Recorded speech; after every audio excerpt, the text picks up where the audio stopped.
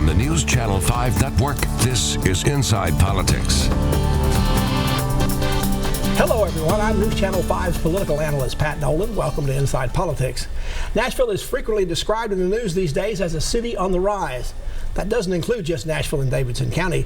To the northwest, about an hour away, there's the city of Clarksville, which has become the 5th largest city in Tennessee and has the state's 4th largest per capita income. The mayor of Clarksville is Joe Pitts. He's our guest on Inside Politics this week. Mayor, welcome to the show. Thank you, Pat. It's good to be here. Now, being mayor is not your first political job. You've represented the Clarksville area in the Tennessee General Assembly for many years. What made you decide to go from being a legislator to being a mayor?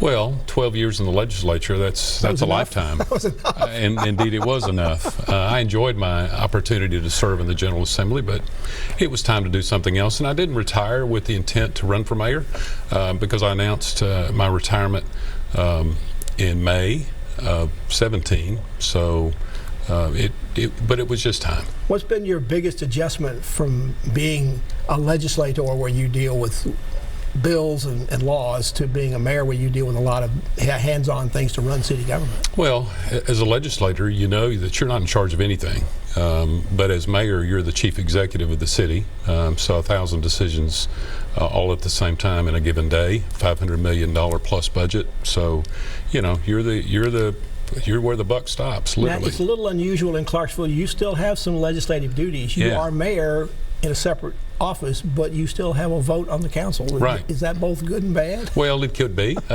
In some council meetings, I wish I didn't have a vote, but it is good because we got 12 very effective and very serious council members who work well together. So I'm just grateful to be able to serve in both branches. Your leadership and that, I guess, of the city council up there was tested pretty severely recently when that storm struck the city and you had hundreds of residents without power for days, including when one of the first cold snaps came in. Must have been pretty sobering when you had to go in and ask to declare a state of emergency. Yeah, it was. We have about 70,000 customers in our Department of Electricity footprint. 32,000 plus lost power. I lost power at home for 36 hours. We had some that Did you stay in your office? No, actually, it wasn't cold. We had hot water for about a day, and then cold showers aren't much fun. Are you behind that now? Have you pretty much fully recovered? We are recovered as far as electricity goes. We're still cleaning up debris. What have you learned that will help you going forward if, God forbid, this ever happens again or something like it? Well, we've got to do better at communication, and we need to refine our communication tools. We've got the technology and the tools. We just need to do a little bit better job. This is not the first time Clarksville's had a problem like this. You had the floods in 2010, as we had here in Nashville. You also had that terrible tornado that came through downtown in the early part of the century. Right. It seems to happen to new mayors in their first year, their first term. Right? So I'm hoping that I survived and passed this test. But I guess based on what happened the first 2 times with the floods and the tornadoes, you knew you had a community that would pull together. Oh yeah, and that's the beauty of Clarksville. It's neighbor helping neighbor. You have a current controversy, although it's not a direct city controversy. The county is looking at building an event center downtown that would look like it would take everything from receptions to parties to sports events to concerts.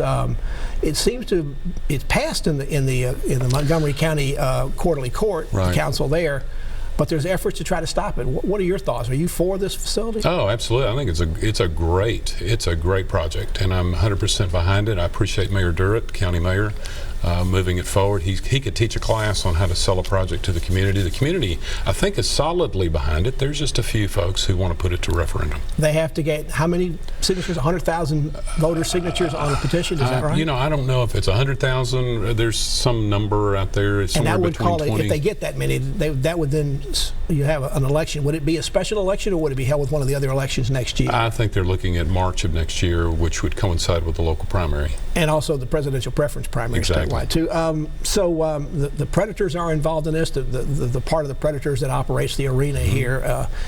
Does that help? Does it help at all if somebody from Nashville comes and starts telling people in Montgomery County or Clarksville how to do their business? It depends on who comes from Nashville. The Predators certainly are a good brand and well-known name and have a lot of support in Clarksville, so yeah, it's helped. Plus, Austin Peay State University will play their men's and women's basketball games in there. As the Peay Center now outlived its usefulness, I can remember when it was a brand new building back in the early 70s. Me too. Well, it is. The university's grown to the point where they need additional space for volleyball and other even classroom space. So they will convert that and continue to use that. With but the Predators involved, what would it have an ice rink? Would there be ice-related facilities? Might there even be like a Predators exhibition game or something played there? Yeah, they're talking about 2 sheets of ice in the building. One much smaller for youth and young adult hockey leagues, but a much larger so that minor league hockey or the Predators could play exhibition games there. Going back to looking at the growth going on in the Clarksville area during the Second World War, you had Camp Campbell, then you had Fort Campbell. That's always been a major driver of the economic impact up in Clarksville. Do you still see that continuing going forward? There's always these occasional talk in Washington about, well, we're going to move the 101st someplace else, or this part of the fort's not going to be there anymore. It's kind of a hard way to plan if you don't know who's going to be there. Yeah, there's always a threat. Washington's always a threat to that. But we are confident that Fort Campbell's firmly established at the post there. The 101st and 5th Special Forces and 160th, those tenant units. So I'm not concerned, but we are being vigilant. We cannot let our guard down. I mean, there was a time during the Gulf War, in particular the first one, that the 101st went out of there, and it was almost like Clarksville was hit with its own special depression. And it was virtually a ghost town, but we're excited about the way the Army's changed those deployments so that they don't send everybody all at once, and the deployments are shorter. It also drives you not only to be vigilant about what's going on in Washington, but to be vigilant about how you can diversify your economy. Exactly, and that's what we've done. You mentioned Austin Peay. It's growing quite a bit. Sometimes cities and colleges don't have the greatest relationship. So how is your town-gown relationship between APSU? It's good. It reflects good leadership at Austin Peay. Dr. Elisa White is doing some really good things. They've exceeded 11,000 students enrollment for the first time in their history, and they're growing at a time when most universities are flat or shrinking. A lot of cities that have universities like Austin Peay grow just because the students come there, not just. And the same is also true for the Fort. And yes, Fort Campbell. It also helps to have a lot of people there because of the economic thing, but a lot of them stay. So, is that why you're getting a reputation of being very good about having and attracting millennials to come, and particularly home buyers to the city up there? I understand you're getting some pretty good numbers about that. Yeah, we are. We're experiencing good growth there. I think we've got to do a better job of recruiting the jobs that will match the skill set coming out of Austin Peay, and so there's ongoing conversation about that, and I feel pretty good about the direction. Mayor of Clarksville, Joe Pitts, is our guest on Inside Politics. Back to continue our conversation with the mayor after this break.